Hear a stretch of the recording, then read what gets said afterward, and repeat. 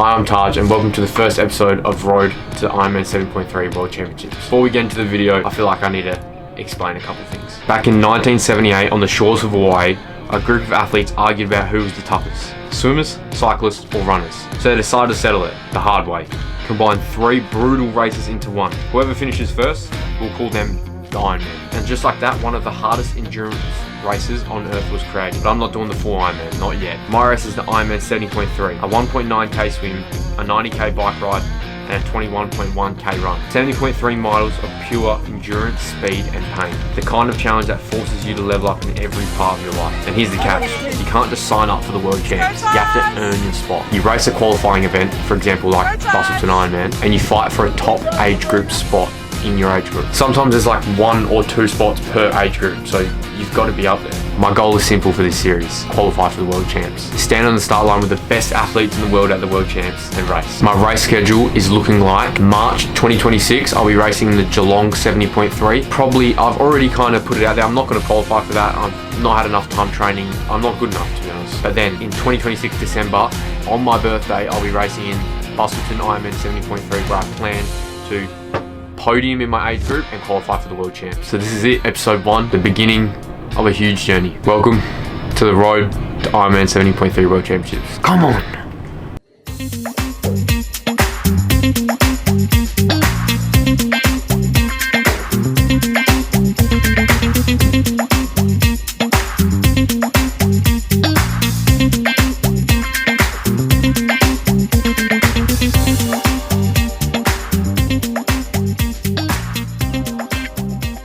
I hope that trailer was sick because I haven't made it yet, but I'm hoping I end up making it sick. Welcome to the best YouTube series in the entire fitness space. My name's Taj Watson. I've been training for an Ironman 70.3 the last year. 8 weeks out from Ironman 70.3 Western Australia, I tore my hamstring and wasn't able to compete. I've moved my race to Ironman 70.3 Geelong in Melbourne next March, and you know what? I fell in love with this triathlon sport so much that I thought I want to qualify for the World Champs. So now I'm starting this series. The plan is to post once a week, every week, and just stay really real and authentic. None of this cool fake stuff. It's all going to be real life shit. Training, eating, recovery, everything to do with it. I'm going to post on this. Obviously, to help you guys get to know me a little bit, I already told you my story of how I got injured 8 weeks out from the Ironman 70.3, my first ever one. Other things about me: I've got a full-time job as a painting apprentice. Almost done my apprenticeship now. I also play footy for fun on the weekends. I also started my own running apparel business this year, which, by the way, I had to shut down for legal reasons that I can't really talk about. I've got some new things coming. Enough with the boring information. Let's get into this workout we're doing today. Today we have my first ever bit of speed, kind of a speed running session since my hamstring injury. On the agenda, we got 20-minute warm-up in an easy pace, which for me is 5:33 per k, 5:30 per k. Then we've got 2 intervals of 3 minutes at a 3:50 per k pace, and then resting for 3 minutes at a 1 minute, at a 5:30 pace. I've got to repeat that 2 times, which, to be honest, maybe 8 weeks ago before I did my hamstring was pretty comfortable for me. But now, I don't think it's going to be.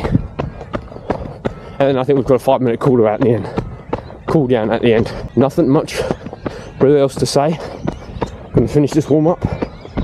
Still got 12 minutes left of the warm up. And yeah, we'll get into this first speed set. Whew, I'm keen. Hang on.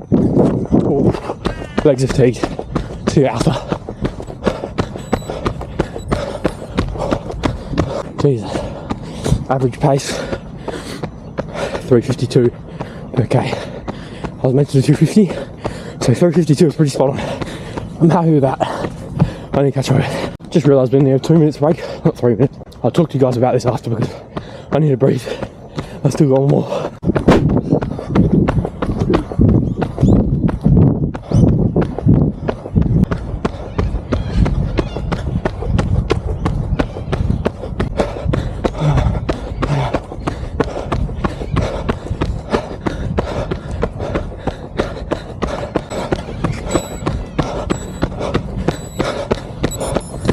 Average pace for that set,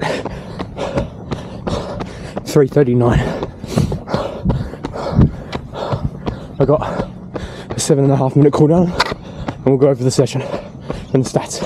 Session done, boys. In the car, about to head home and then go to work. But I thought we'd better go over some of the stats. Sorry, I can't get my words together, I'm fucking tired. Alright, so the running session was called 2x3, so 2 times 3 minute at, I don't know, is it VO2 max I think this workout was.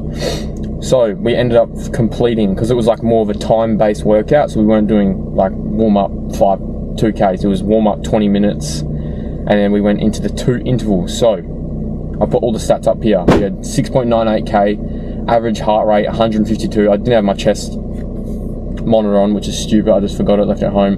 Run went for 35 minutes, but more importantly, let's head to the intervals. So warm up was just 20 minutes at a 5:30 pace. We averaged a 5:25, so that's good.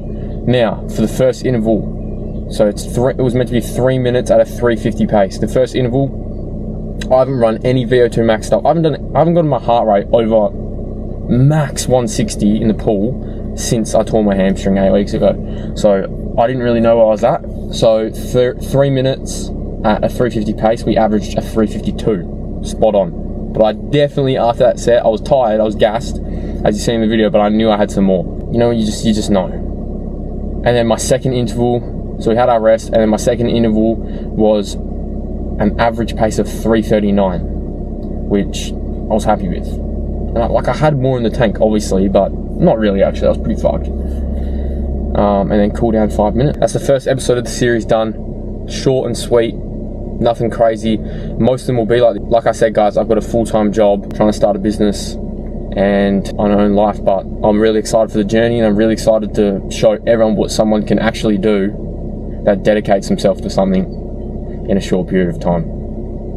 For me to qualify for an ironman 7.3, obviously the conditions and stuff on the day can think, but I have to prepare for that.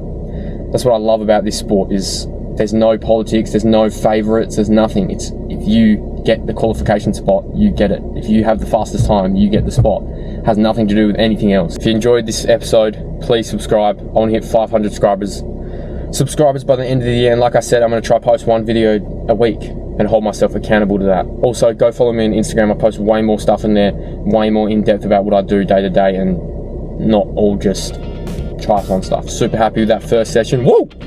See you guys on the next one.